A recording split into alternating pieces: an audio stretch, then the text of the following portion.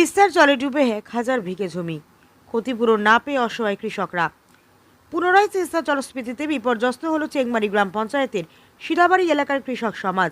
সম্প্রতি গজলডোবা ব্যারেজ থেকে বারবার জল ছাড়ার ফলে নদীর অনিয়ন্ত্রিত প্রবাহে প্রায় 1000 বিঘে ধান চাষের জমি তলিয়ে গিয়েছে। এর ফলে কৃষকরা পড়েছেন চরম সংকটে।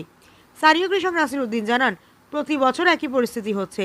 বিডিও অফিস, কৃষি দপ্তর সব জায়গাতেই বারবার দরবার করেছি, কিন্তু আজও 1 টাকাও ক্ষতিপূরণ পাইনি। একই সুর হরিপদ সরকারের গলায়ও। তিনি বলেন, 2 একর জমিতে ধান লাগিয়েছিলাম, কিন্তু সব জলই ভেসে গেল।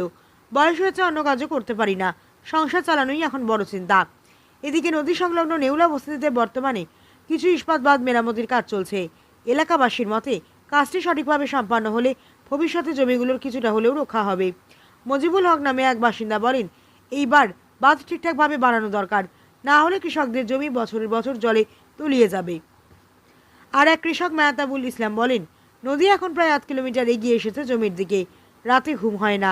যদি এখনই পদক্ষেপ না নেওয়া হয়, তাহলে আগামী বছর জমিগুলো একেবারেই হারিয়ে যাবে। ক্ষতিগ্রস্ত কৃষকদের দাবি, অবিলম্বে ক্ষতিপূরণ প্রদান ও নদী ভাঙন রোধে স্থায়ী প্রকল্প গ্রহণ করুক প্রশাসন। না হলে ভবিষ্যতে এই অঞ্চল জুড়ে দেখা দিতে পারে গভীর কৃষি সংকট।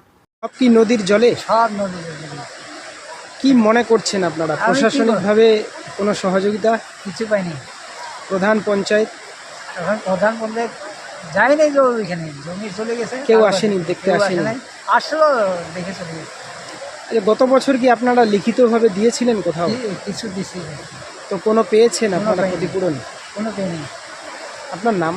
আব্দুল মান্নান। আরেকবার বলুন। আব্দুল মান্নান। আব্দুল মান্নান। কোন জায়গা এটা? আমি কাটামারি এখানে গিয়ে। এই জায়গাটা কোন জায়গা? এটা করছি মানে নেউলা বস্তি। চলতেছে এখন। আপনারা রাত্রে ঠিকভাবে ঘুমাতে পারছেন? না, নদী এরকম সামনে থাকলে কে ঘুমাইতে পারে? মানে মূলত আপনাদের কি কৃষি জমি ক্ষতি হয়েছে এই দিকটায়? কৃষি জমি মনে করেন 5 ভাগের মধ্যে 4 ভাগে চলে গেছে, 1 ভাগ আছে। কত নম্বর স্পাতে আমরা দাঁড়িয়ে রয়েছি? এটা 3 নম্বর স্পট। এখানে কোন দপ্তর থেকে কাজকর্ম চলছে এখন? ইরিগেশন ডিপার্টমেন্ট থেকে। আপনারা তাতে কতটা মানে এই জায়গায় ক্ষতির হাত থেকে রক্ষা পাবেন বলে মনে হয়? আশা করা যায় এখন কাজ হলে একটু থামবে। এখন তো তাও বলা যাবে না কি করে। আপনার নাম? মাহাত্তাবুল ইসলাম। এই জায়গার নাম? নেউলা বস্তি।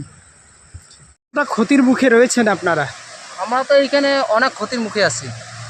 নদীর কি গতিপথ পরিবর্তন মনে হচ্ছে? না না, এখনো হয় নাই। এবার কি নদীটা অনেকটাই পূর্ব দিকে চলে এসছে নাকি? চলে আসে বলতে কি প্রায় 1/2 কিলোমিটার চলে গেছে। 1/2 কিলোমিটার চলে হ্যাঁ। গেছে। কি আশঙ্কা করা হচ্ছে আপনাদের পক্ষ থেকে? আমরা তো এখন পুরো আতঙ্কে আছি যে আবার ভিতরে যাচ্ছে নাকি। বাঁধের অবস্থাও ভালো না। এই স্পারটা যা আছে, স্পারটা আগে যতখানি ছিল ওর থেকে এখন যা হিসাবে আসছে মোটামুটি প্রায় ভাঙার মতো। কোন জায়গা এটা? এটা নেওলা বস্তি। কত নম্বর স্পাত এটা? 3 নম্বর। আপনার নাম? মজিবুল হক। আপনার কি কৃষি জমি ক্ষতি হয়েছে? হ্যাঁ, হয়েছে তো। আমাদের প্রায় এখানে 7-8 বিঘা জমি ছিল, একটাও নাই এখন। আপনারা কি জানিয়েছেন প্রশাসনকে বিষয়টি? না, জানিয়ে নি, এখনো জানি। প্রধান পঞ্চায়েত কেউ এসেছেন এখনো? আসছিল, তবে জমিন সম্বন্ধে কোনো আলোচনা করেনি। আপনারা কি চান জমি নিয়ে? আমরা আপাতত জমিন কি, আমাদের আপাতত যেটা হচ্ছে স্পারটার ব্যাপারটা। স্পারটা এখন সামনে কাজ হচ্ছে, যেটা আমাদের উপর মহল থেকে খবর আসতেছে যে সামনে এগুলো কোনো কাজ হবে না, কিন্তু আমাদের সামনে এই কাজটা লাগবেই। আগে এসে এদিক দিয়ে বসবাস করতেছি। হ্যাঁ, আমাদের তো কাগজপত্রের জমি। এই যে এইভাবে নদীর ঢুকে আমরা তো এখন সর্বহারা হয়ে আছি একদম। আমরা ওই কোনো রকম ওই ডাঙ্গায় কোনো রকম বসবাস করতেছি এই এলাকার লোক। এই যে আমাদের এই তো এখানে চা বাগান ছিল, চা বাগান ভেঙে ওটা তো শেষ। এখন এই ধান রোপণ করছি, এই দেখেন এই যে অবস্থাটা আমাদের। আর কী বলবো, আর আমাদের তো সর্বহারা হয়ে গেছি। আমাদের যদি প্রশাসন, যদি বিডিও যদি আইসে যদি আমাদের একটু সানাদের একটু দেখতো, যে আমাদের উপকৃত করতো, তাহলে আমরা একটু বাঁচতাম। আমাদের তো পরিবার শুদ্ধ সবারই পরিস্থিতি খুব ভয়াবহ। কত বিঘা জমি ধান চাষ করেছেন? আমি 2 একর করছি। আমি তো অত লাগাইতে পারিনি। সব কি শেষ হয়ে গেছে এবার? সবই শেষ। দেখুন না, আপনি ক্যামেরা করুন, দেখেন একবারে এই যে জল। এই জায়গাগুলো শুকনো থাকে না? হ্যাঁ, শুকনো থাকে। চা বাগান ছিল তো। এবার কি নদীর গতিপথ পরিবর্তন অনেকটাই। হ্যাঁ, অনেকটা পরিবর্তন, মানে পুরো নদীটাই একদম আমাদের এই সাইড, ওই ব্রিজ থেকে জলটা এদিকে ছাড়তেছে, ওদিকে আগে তো নদীটা ওদিকে ছিল, এখন ওই দিক থেকে ব্রিজ থেকে কপাটে জলটা ছাড়াতে আমাদের এই এলাকাটা এই পরিস্থিতি হয়ে আছে। আচ্ছা, গ্রাম পঞ্চায়েতের প্রধান বা অনেক কোনো কেউ গতবারও এসেছেন? প্রধানকে আনছি, সবাইকে আনছি, কাগজপত্র নিলেও বললো একটা ভিত হবে, আর কোনো কাগজপত্র জমা নিয়েছিলেন? হ্যাঁ, নিয়েছে। কোন প্রধান, হ্যাঁ? কোথাকার? এই যে সঞ্জয় প্রধান, এই যে ওই উপপ্রধানের চেয়ারম্যান অঞ্চলের উপপ্রধানের নামটা তো আমার ভুলে যাচ্ছি, ওই সুভাষ নাম করে যে ছেলেটা আছে, ওরা আচ্ছা। আসছিল, তারপরে সঞ্জয়, তারপরে প্রাক্তন প্রধান যেগুলো আগের যে প্রধান ছিল অনুকূল, এরা সবাই আসছিল।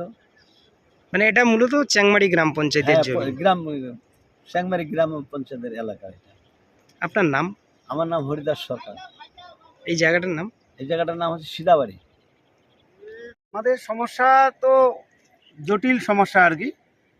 আজকে যে জায়গায় দাঁড়িয়ে আছি এটার নাম হলো সিদাবাড়ি মৌজা, পাঞ্জাব মাঠ বলে আর কি। সেই জায়গায় আজকে নয়, গত বছর ধরে হাজার হাজার কৃষকের জমি তিস্তার জলে ডুবে, তারপর এবার মানুষের কিছু হাজার হাজার চাষ করেছে, সেই চাষযুক্ত জমি তিস্তার জলে আর কি ডুবে আছে। তো এর যেটি হয়েছিল সেটি ওর কাছে আমরা ম্যাক্সিমাম সিদাবাড়ি মৌজা, চ্যাংমৌজার না হলেও হাজার মানুষ অ্যাপ্লিকেশন করেছি, কিন্তু সে ক্ষতিপূরণেরও কোনো আশ্বাস নেই বা কোনো কিছু হেলদোলও নেই। এবং কোন ইরিগেশন ডিপার্টমেন্টকে দিয়েছেন? মালবাজার? সেটা এগ্রিকালচার, মালবাজার। মালবাজার। তো এখনো কোনো ক্ষতিপূরণ পাননি আপনারা?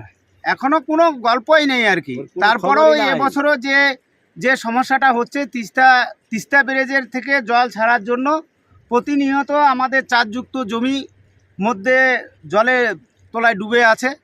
আমরা অনেক কষ্ট করে যে চাষাবাদ করেছি, যেটাকে দিয়ে আমাদের পরিবারের জীবিকা অর্জন হবে, সেই জায়গাটাই আমাদেরকে এখন জলের তলায় ডুবে আছে বলে আমরা খুবই চিন্তিত, আমরা কিভাবে বাঁচবো। যদি আসতো তাহলে তো আজকে হয়তো আপনাদের সামনে আমরা এরকম জোর গলায় কথা বলতে পারতাম না। কারণ হলো যে আমরা অনেকবারও, আমি নিজেও লাইফে অনেক কিছু এই ক্ষতিপূরণের জন্য করেছি এবং অ্যাপ্লিকেশনও করা হয়েছে। কোথায় কোথায় প্রশাসন- করেছেন? হ্যাঁ, কোথায় কোথায় অ্যাপ্লিকেশন করেছেন? যেটা নাকি গ্রাম পঞ্চায়েত থেকে শুরু করে, কোন গ্রাম এগ্রিকালচার পঞ্চায়েত? থেকে শুরু করে রাজাডাঙ্গা, চ্যাংমারি, যারা চ্যাংমারি মৌজা আছে তারা চ্যাংমারি, রাজাডাঙ্গায় যারা ছিল রাজাডাঙ্গায়, বিডিওকে জানানো হয়েছে? বিডিও, এসডিও সব দপ্তরকে জানানো হয়েছে, কিন্তু গত বছর থেকে এবছর পর্যন্ত কোনো দপ্তরের কোনো হেলদোল নেই। তার জন্য আমরা কৃষক যারা আছি, হাজার হাজার কৃষক এই এলাকার চ্যাংমারি এবং রাজাডাঙ্গা মৌজার, খুবই চিন্তিত আছি এবং বাদের কোনো ইসে নেই যে নিশ্চয়তা কোন নেই। মুহূর্তে যে কি হবে। তবু আমি বলবো যে আপনাদের মাধ্যমে আমি বলবো, শুধু দপ্তরকে নয়, যেন দিদির কাছেও এই কথাগুলো পৌঁছায় যে এখানকার চ্যাংমারি, রাজাডাঙ্গা, চাপাডাঙ্গা গ্রাম পঞ্চায়েতের তৃতীয়াংশ মানুষের জলের তলায় ডুবে আছে। তাদের দৃষ্টি আকর্ষণ করার জন্য আপনাদের মাধ্যমে যেন দিদির কাছে পৌঁছায়, তার জন্য আজকে আপনাকে ডেকে এই কথাগুলো বলা। আপনার নাম এবং পরিচয় জানান। আমার নাম হলো নাসির আলী, আমার বাড়ি হলো কাঠামবাড়ি, রাজাডাঙ্গা গ্রাম পঞ্চায়েতে। আপনার জমি রয়েছে এখানে? আমার জমি 15 বিঘা রয়েছে, তার মধ্যে 10 বিঘা চাষ করছি, 6 বিঘা জলের তলায় ডুবে আছে। তাই আমি খুব চিন্তিত, খুব মানুষের কাছে ধার দেনা করে চাষ করছি।